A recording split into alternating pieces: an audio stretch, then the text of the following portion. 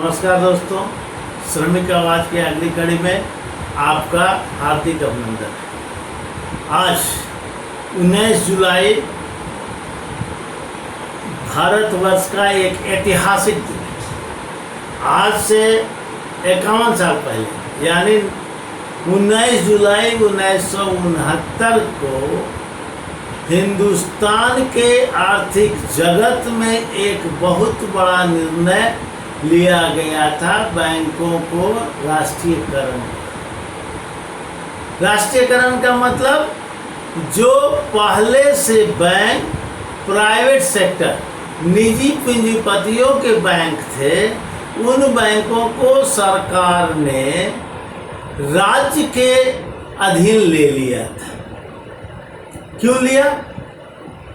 उसके पीछे एक बहुत बड़ा कारण था सरकार की प्रोग्रेसिव सोच।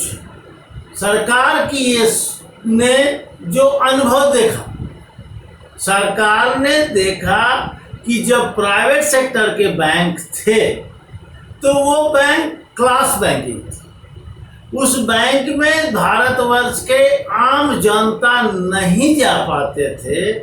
उसमें उस बैंक का लाभ भारत के पूंजीपति वर्ग ही उठाते थे।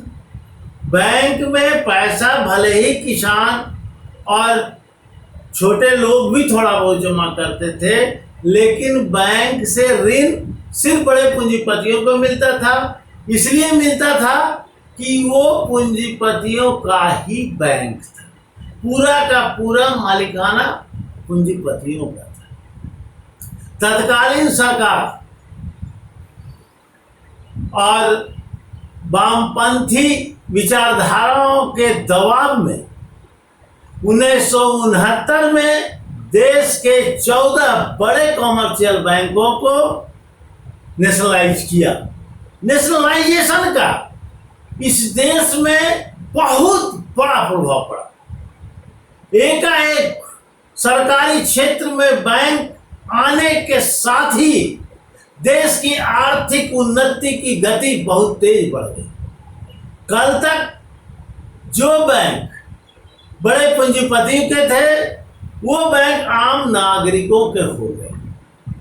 नतीजा ये हुआ कि देश के बेरोजगारी दूर करने के लिए इन बैंकों के द्वारा देश के बेरोजगारों को ठेला चलाने के लिए, दुकान चलाने के लिए, छोटे छोटे कुटीर उद्योग खोलने के लिए, ट्रांसपोर्ट के लिए, बस खरीदने के लिए और दूसरे तरह के लोन देने लगे।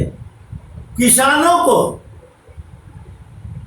सिंचाई के लिए लोन दिया जाने लगा, खाद बीज के लिए लोन दिया जाने लगा।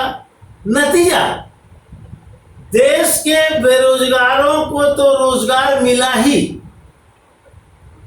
उसके रोजगारों के रोजगार मिलने से पूंजीपतियों का भी उद्योग बढ़ा। आज उस वक्त गाड़ी घोड़ा का लोन नहीं था, ट्रक बस खरीदना बहुत बड़ा काम था। बेरोजगारों को बस खरीदने के लिए, मिनी बस खरीदने के लिए, ट्रक खरीदने के लिए सरकारी क्षेत्रों का लोन आसानी किस्त मिलने लगा। लोग बहुत तेजी से खरीदने लगे। उसके चलते ट्रक उद्योग बढ़ा, जो छोटे छोटे मशीनरीज बने वो उद्योग बढ़ा। आप अगर डाटा लेके देखेंगे, अगर बैठ करके देखेंगे तो 69 का जो डाटा था और जो आज का डाटा है, आसमान जमीन का अंदर है।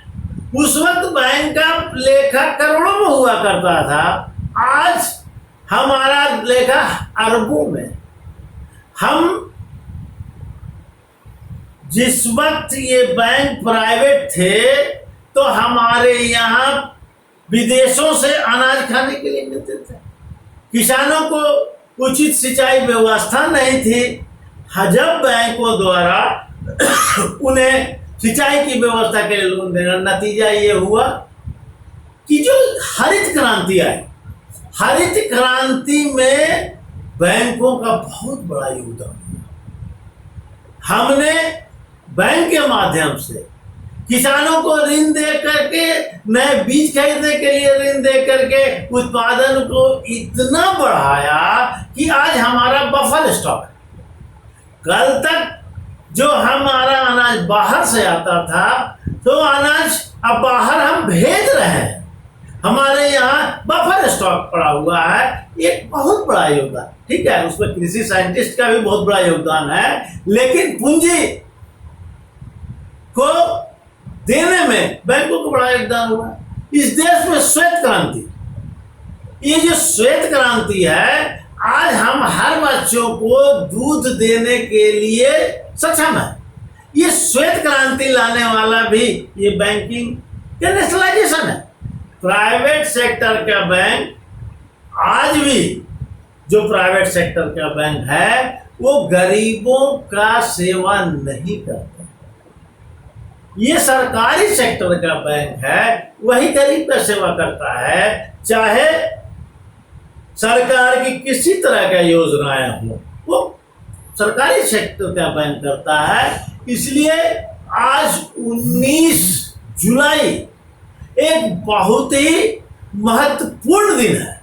दुर्भाग्य है कि सरकार पूंजीपतियों के दबाव में आकर ये इतना लाभ देने वाली जो बैंकिंग व्यवस्था है, उसको पुनः उन पूंजीपतियों के हाथ में बेचना चाहती है, ताकि वे पूंजीपति उसके जमा पैसे का घोर मट्ठा कर सके, उसका अपने रूप में उपयोग कर सके।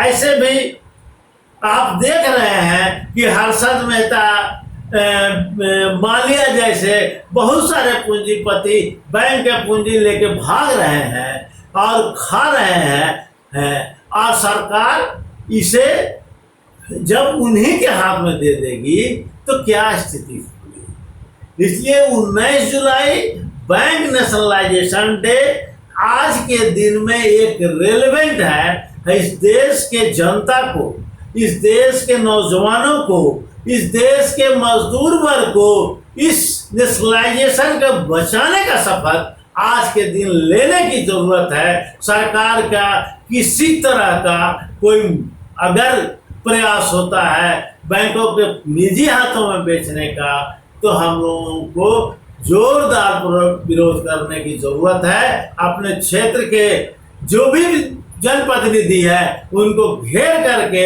उनसे शपथ पत्र दिलवाने की जरूरत है कि वो बैंकों के नेशनलाइजेशन को बरकरार रखेंगे, सरकार को इसे बेचने के हर मुहिम का विरोध करेंगे।